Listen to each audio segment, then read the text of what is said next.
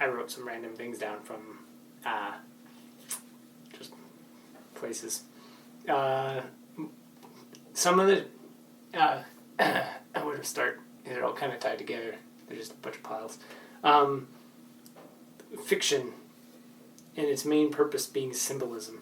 So, one of the cool things about like storytelling, fantasy stories, and made up things, is like what is the strength of it versus, say, nonfiction, where you're just describing facts or learning about something. Like if you're learning about something that's going on in the world, or a scientific something, just learning physics, or just how finances work, or something like that.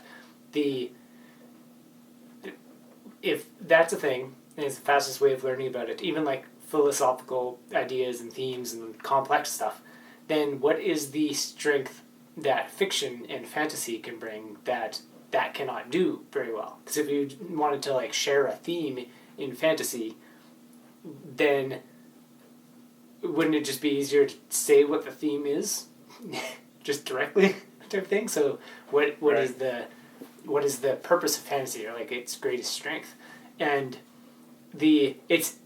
I wrote a note of somewhere else on there, but how it really is more about symbolism, in terms of if you have something like a symbol or a way of seeing something through a story, then it is more transformative than knowing something. So like the knowledge, knowing a bunch of ideas and themes and a bunch of stuff about physics, etc., doesn't really help or change anything.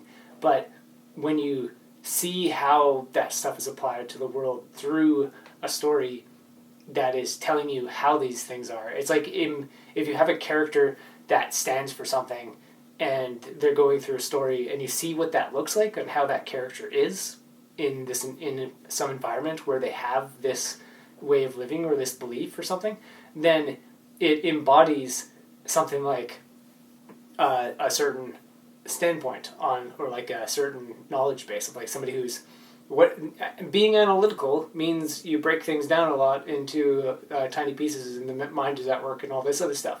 If you have a story where a character is like that and you get to see what that's like, then you get a sense of what being analytical is like. And then it's like somebody's like kind of flimsy and clumsy, and they don't think about things much, and they just intuitively move through things, and they're kind of careless and make a lot of mistakes. It's like that's a way that somebody might be. But if you haven't really encountered that in real life, or you don't really understand the depth of it, when you read a story or watch a story with a character who's very much like that, you get a way more, you're with them for that story, and you get a better idea of what that is.